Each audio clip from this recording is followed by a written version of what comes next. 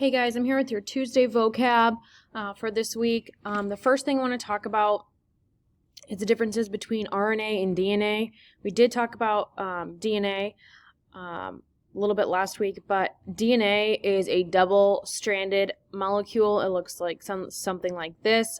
Some people refer to it as a ladder or a staircase, but it is in this double-stranded shape. So DNA, think D, double-stranded, double, and then RNA is going to be single-stranded.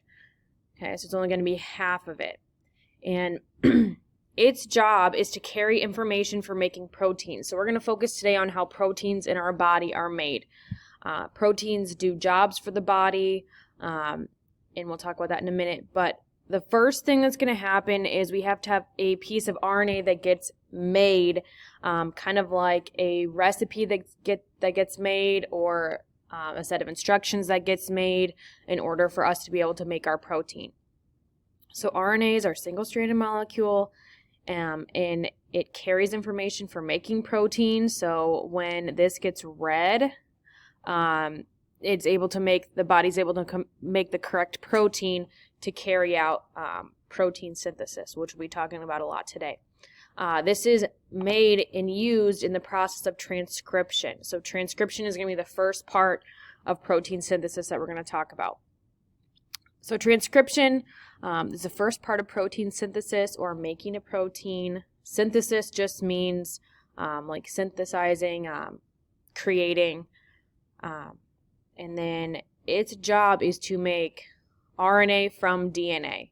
Okay, so we're making a strand of RNA from DNA.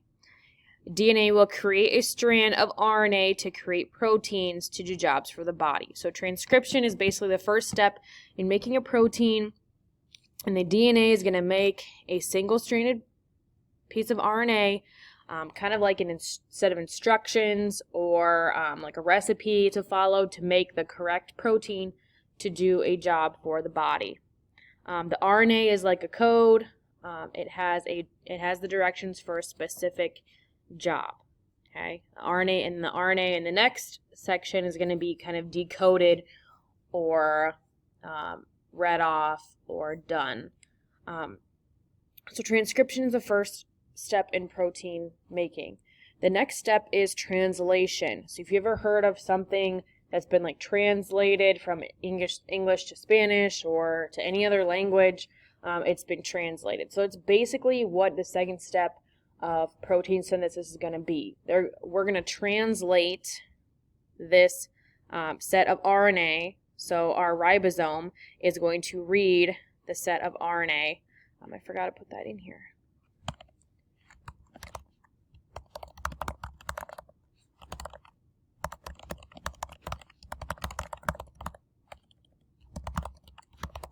Sorry about that.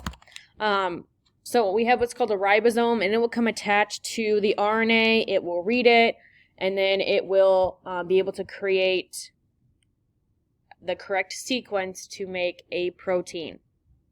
So translation is just reading, the ribosome reading this piece of RNA that the DNA has sent out to make the correct protein. This picture is kind of nice because it kind of shows you what's going on.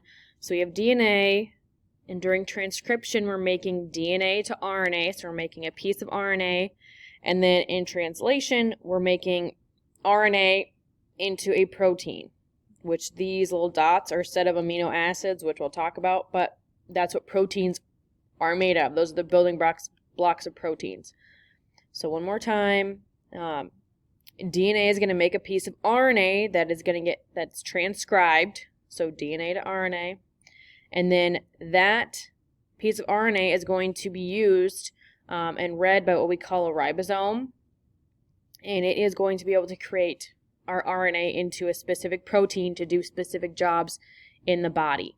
And it can do lots of specific jobs. Like here is a picture of lots of different things it can do. It can support muscle contraction, provide support to the body, hormone help, digestion help, Okay, it does lots and lots and lots of different things for the body. So proteins are very important for being made in our body.